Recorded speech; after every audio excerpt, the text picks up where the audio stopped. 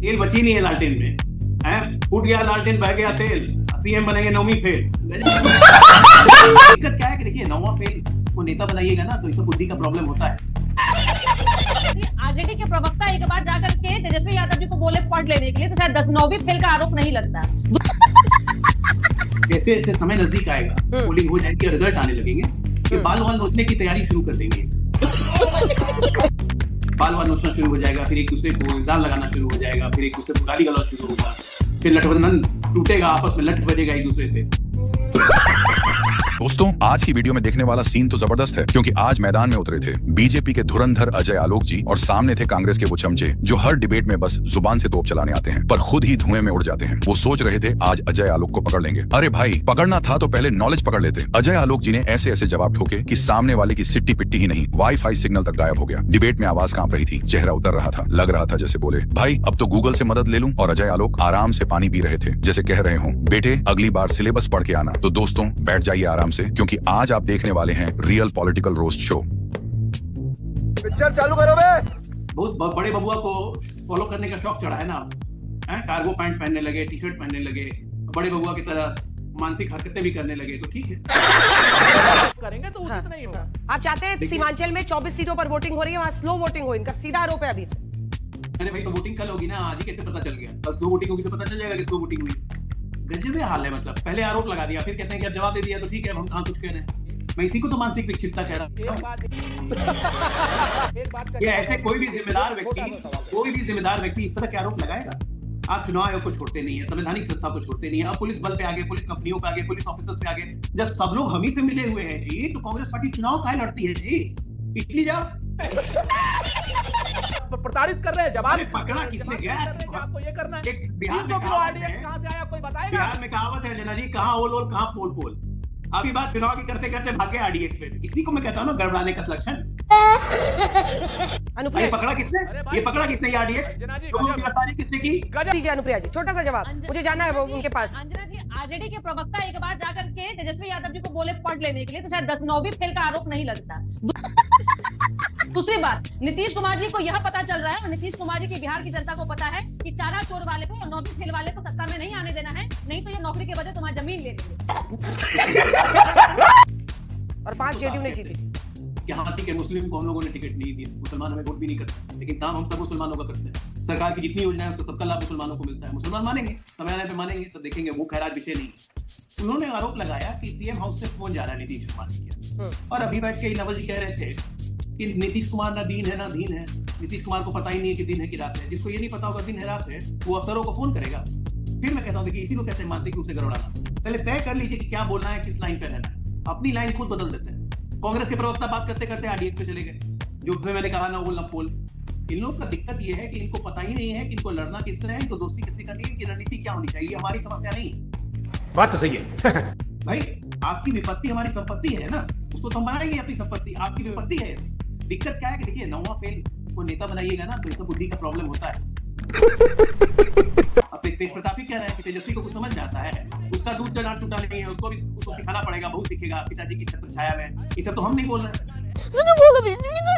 ये सब हम नहीं बोल रहे हैं। नवल जी, आखिर ये चुनाव और चुनाव की प्रक्रिया और चुनाव आयोग को लेकर तमाम आरोप का ये सिलसिला कब तक चलेगा? पिछली बार सबसे बड़ी पार्टी बिहार में कौन बना? आप ही बने। लोकसभा चुनाव में नतीजे देखिए, जेडीयू और टीडीपी के भरोसे से सरकार चल रही है, 240 इनकी सीटें आई।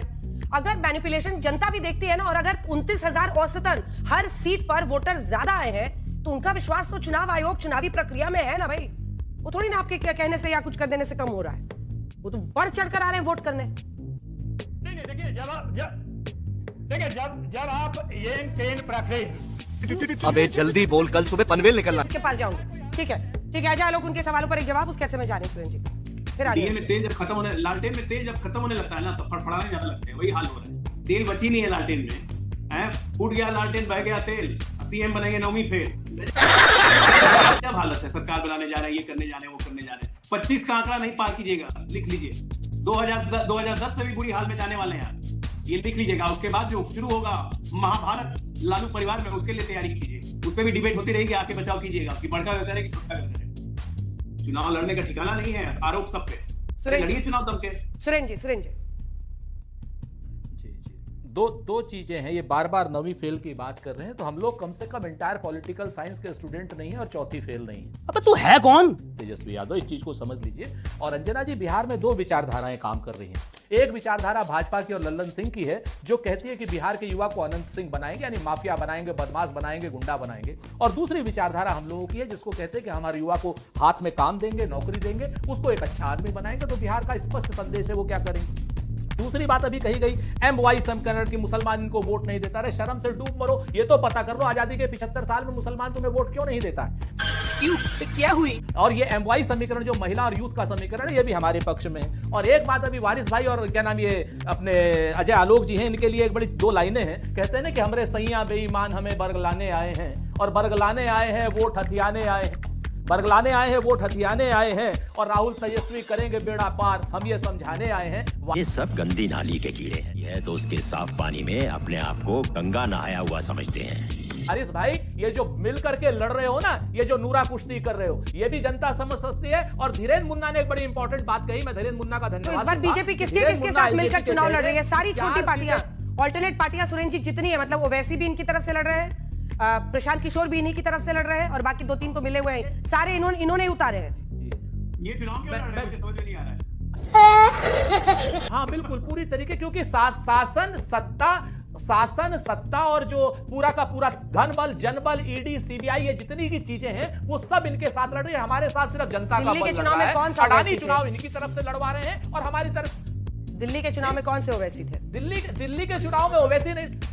अंजना जी, आप भी जानती हैं कि दिल्ली के चुनाव में किस तरीके से वोटों की चोरी हुई है। और जो अजय आलोक ये कह रहे हैं लगातार कि हम चुनाव लड़ क्यों रहे हैं, तो अजय आलोक आपको इसी चुनाव लड़ करके हराएंगे। और अब तू यहाँ देख, तेरी औकात मैं दिखाता हूँ तुझे, देख। ये जितना आपका जो क्या नाम अभिमानी चेहरा है, ये अभिमानी चेहरा आप इस चीज को बीजेपी लेकर के के बिहाफ नहीं पर जा लड़ रहे पाए। हैं। इस चीज को जान लीजिए। और वारिस पठान, आप लोग इस तरह के बिल्कुल, जाके इटली चुनाव लड़िए, गठबंधन में शामिल करिए, जाके इटली में चुनाव लड़िए, वहां से जनाधार मिल जाएगा। और आपको पता था कि आप लोग जब हारने वाले होंगे, जब आपसे लगाएंगे, अरे हरियाणा में ओवैसी साहब लड़े क्या? इटली में चुनाव लड़ोगे तुम्हारी पार्टी, इटली में चुनाव लड़िए, जनाधार मिल जाएगा वहां। इटली में हम तो लड़ रहे हैं ना। ये क्या अरे भाई, बदतमीजी है? मुसलमानों को इटली आपके नाना का घर है, ये आपके नाना का घर है। नाना नानी का घर है, नाना नानी का है, इटली आपके नाना नानी का है। ना खाने जाके अपने नाना के घर लड़िए चुनाव। बात कर रहे गरीबी छुओगे, बकवास चुनाव करते के हैं, वक्त आएंगे, इटली में चौपर पर बिठाएंगे, चुनाव। दाढ़ी टोपी वाले यही को सब मार के चीजें फेंक जो दोगे जनता उसको। देख रही। सब मुसलमान यही सब का नाना नानी याद आ गया क्या करोगे? अपने घर जाना है। हो गया ये, प्लीज प्लीज प्लीज बंद कीजिए, इटली पर चर्चा बंद कीजिए आप लोग, प्लीज इटली पर चर्चा बंद कीजिए। वारिस